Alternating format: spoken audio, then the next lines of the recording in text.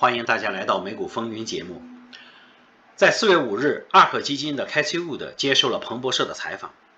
这个采访的信息量可不小，在其中Cathie Wood重点谈到了3个方面的问题。首先是 Musk 对 Twitter 的入股以及木头姐对于媒体赛道的看法，很有价值。第二，对特斯拉股价走势的预测。第三，对于中概股今后发展的看法。我把有价值的信息整理了出来，而且把原视频也放到了这期节目中的后半部分，感兴趣的朋友可以详细观看。另外，Cathie Wood在访谈中谈到了 ARK 对特斯拉的估值预测文件。ARK 基金把这个文件发布到了 Gitbub 上，我也找到了这2个文件，分别是 ARK 对特斯拉在2024年和2025年的股价预测。我把这2个文件的下载链接也一同发布上来，感兴趣的朋友可以自己下载观看。我们认真做好每一个节目，希望您能订阅、点赞、分享给您的朋友们。在4月4日，根据美国证券交易委员会披露的文件显示，特斯拉 CEO Elon Musk 已拥有了 Twitter 普通股的 9.2%， 成为 Twitter 最大的单一股东。我们来看一看 Cathie Wood对 Musk 入股 Twitter， 特别是对媒体赛道的发展是如何看的。目前 ARK 也有 Twitter 股份，占 ARK 基金的 2.5%。主持人问到 Cathie Wood对 Musk 入股 Twitter 怎么看的时候，他表示 Musk 对 Twitter 的 censorship， 也就是审查制度是不满意的，而且对普遍传说中的有可能要更换 Twitter CEO 的这种敏感话题，木头姐也没有否认。有兴趣的朋友也可以关注甚至入手 Twitter 的股票，我觉得会很有意思。我个人也买了一些 Twitter 的股票，就看后半段有没有新的话题出现。希望有一段过山车一般的行情，让我们都过一过瘾。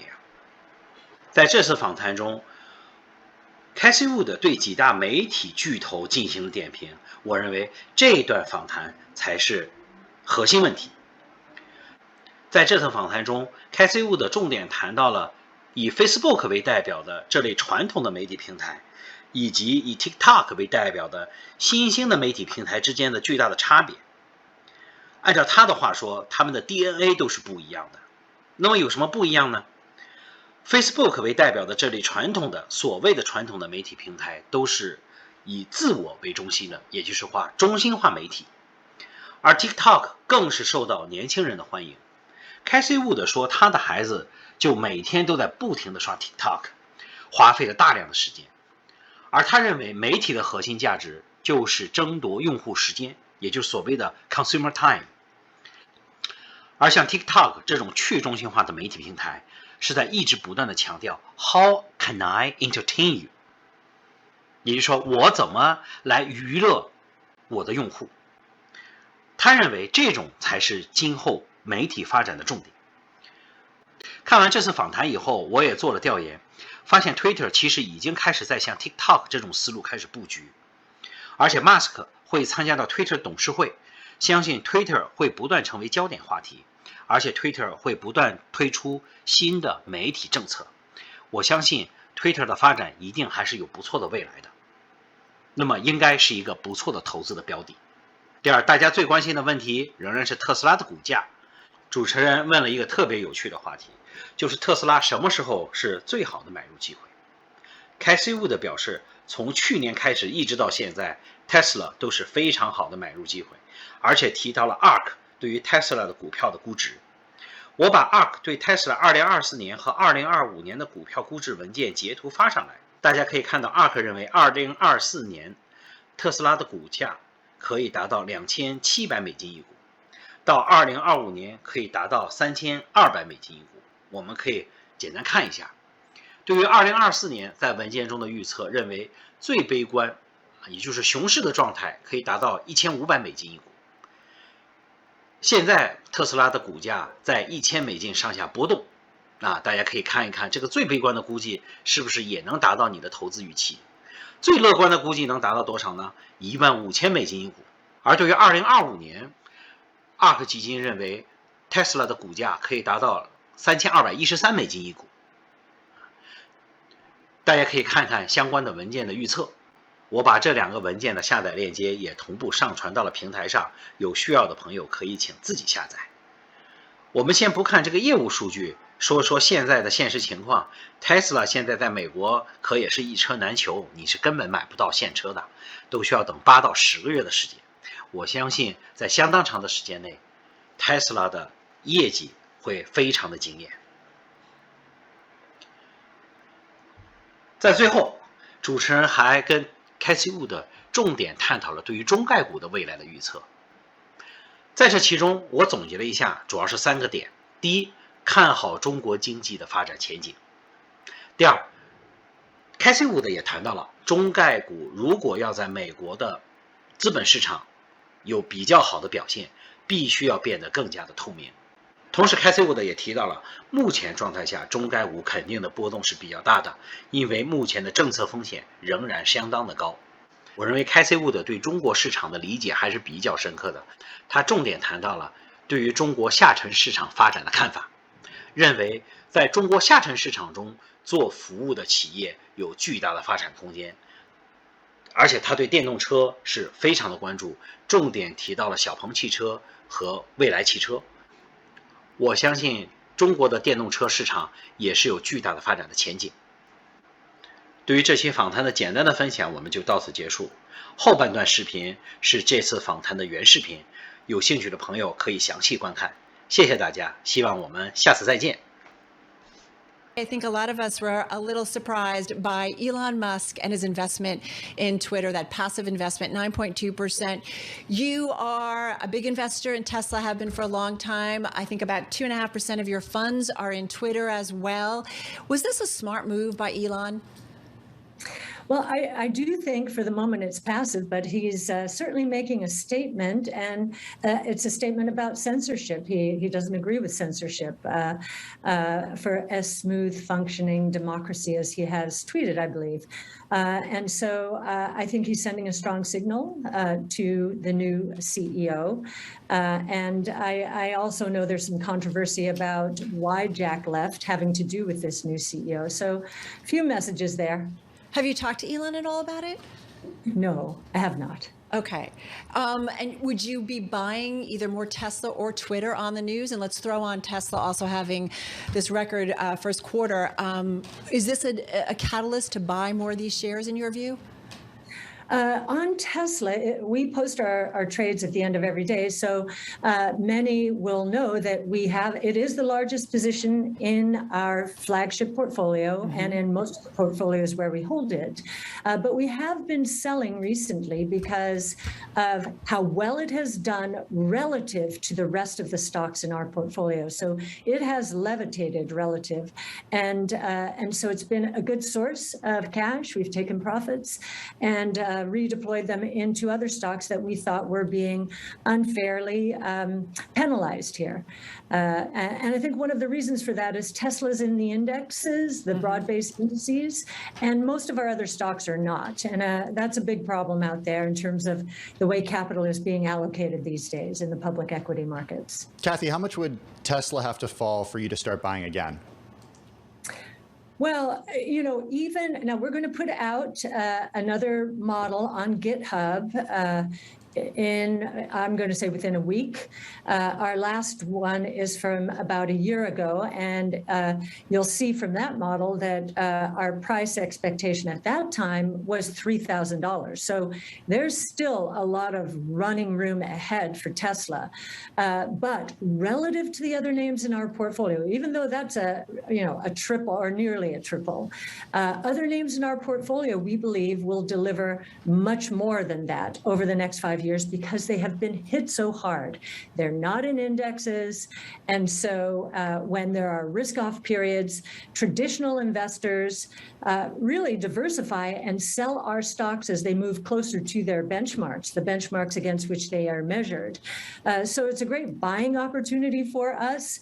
I will say I can't believe how long that buying opportunity lasted from February of a year ago to a few weeks ago. But we think the concentration concentration of our portfolios towards our highest conviction names will pay off. As for Twitter, well, it's having a beautiful day today. And I think there are some investors relieved that someone is willing to speak up and say, hey, you're going to ruin this platform if you continue to censor it in somewhat random ways. So I think that's good. I will say this could be setting up for another leadership change at Twitter. You never know. And so that will bring with it perhaps some uncertainty and dislocation. So especially as it relates to advertisers. So we shall see. So Cathie, uncertainty potentially at Twitter, a potential leadership change. Who are the names that you would like to see lead Twitter? Who could do a great job in your opinion? Oh, I am not going to speculate on that. And to be honest, we haven't thought about it that carefully. There are names flying around, but I wouldn't want to throw out anything there unless we felt very strongly. So we will wait to see whose names are put forth. But whoever is put forth, and I'm not jumping to this conclusion automatically. I'm saying it's one of many possibilities. It'll either be Agarwal changing the policy of the company to, really open source the censorship or call people out on censorship, or it will be a management change. I don't know what's going to happen at all. You use the platform a lot, Cathie. You own the platform. What are the specific changes that you would like to see, perhaps Elon Musk, if he would be vocal about it, push for at Twitter? Well, I think he's already pushing for it. He's been pretty vocal, talking about censorship not being good for the platform, which is, really the world's platform, engagement platform. And yes, we do use it liberally. We have not been banished yet, but you never know. You never know. Well, I'm curious too, in terms of Elon Musk, Cathie, looking at Twitter, making this investment, does it make you want to look at some of the other social opinion platforms that are out there and social media platforms, whether it's Meta, which has certainly been beaten up big time? Does it make you want to kind of look at them as for either further investments or initial investments? Not really. I think what's happening, the ground is shifting underneath social media. I don't think anyone understood until Facebook reported or gave guidance for the first quarter how provocatively disruptive TikTok had become. I mean, I know I've seen my children and their generation spend a lot more time on TikTok and wondered, how would this impact Facebook? But I also know that there's a huge advertising shift from linear TV to social. So you had those two opposing forces. Well, it appears that TikTok is being much more disruptive than we thought. And not just Facebook, but Netflix has talked about it as well. This is competition for the consumer's time.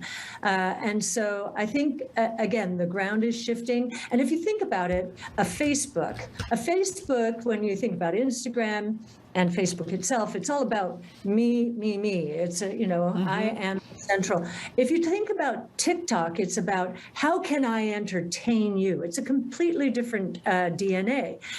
So I'm not so sure that Reels is going to make it the way that Stories did. Stories was about me. Facebook got that. TikTok is a completely different animal here. Hey, Cathie, got to ask you about Chinese stocks. You and I have certainly had conversations, and you've made investments in, you've gotten out, and I just want to know where you are in Chinese stocks right now, because we have seen quite a bounce back in the last couple of days, still down a lot if I look at something like the NASDAQ Golden Dragon. Would you be committing new money? Do you have faith in Chinese authorities actually making Chinese company much more transparent for U.S. investors, especially when it comes to financially sensitive information? Well, I think that the government is showing that at the margin, it's going to make moves, but they're going to be marginal moves. In this case, I think there are 3 years to comply with our audit requirements. So they're talking that they're talking, and so we'll see what happens. Common prosperity to us means that high profit margins are not a good thing. And so we have steered away from anything with a high profit margin. And we have focused on those companies, and we've in our flagship strategy, we're out completely. We've shifted towards something like C Limited in Singapore. But in more specialized strategies, we're looking for very low margin companies that are consistent with common prosperity, really distributing goods and services into lower tier cities, for example, or providing transportation. So XPeng, NEO, we have bought their very low margin. It's all about next gen transportation in a world where, human-driven cars are still, relative to the eligible drivers, still very low percentage. So we're interested there. JD Logistics in the logistics area, using drones, lots of innovation. They're doing a lot, again, pushing into the lower tier cities. So we're a bit gun shy. We don't think that the Chinese government is thinking very much about treating capital well, but we know there are huge opportunities consistent with common prosperity. And so we will have an allocation, but until things change dramatically, meaning more of friendly to capital, we'll probably keep that exposure pretty low. Hey, Cathie, one thing, you and your team are very good about research, right? And you open it up to the world and you want to have these conversations. I am curious, when we look at the world, specifically what's going on in Ukraine and Russia, China's relationship specifically with, it seems like, wanting to continue some kind of relationship with Russia. How is that problematic, do you think, for investors going forward and ultimately Chinese companies? And is there kind of a rethink on what our global markets ultimately will be like longer term? You are a longer term think individual. Yes, yes. Well, one thing I do know about China is it's a survivor, and it really does want to be, it really wants to be in the lead in terms of innovation. So we, given our sole focus on disruptive innovation, are not going to dismiss China. But these geopolitical strains are not going to be good. Again, it's capital unfriendly. We do know that innovation solves problems. And starting with COVID, we had a lot of problems. Now with the the Russian invasion of Ukraine, we have a lot more problems. And so we think innovation generally is going to help solve those problems. And so we're happy that the market is now turning its sights back to innovation being a good thing and non-index stocks being an area of great opportunity.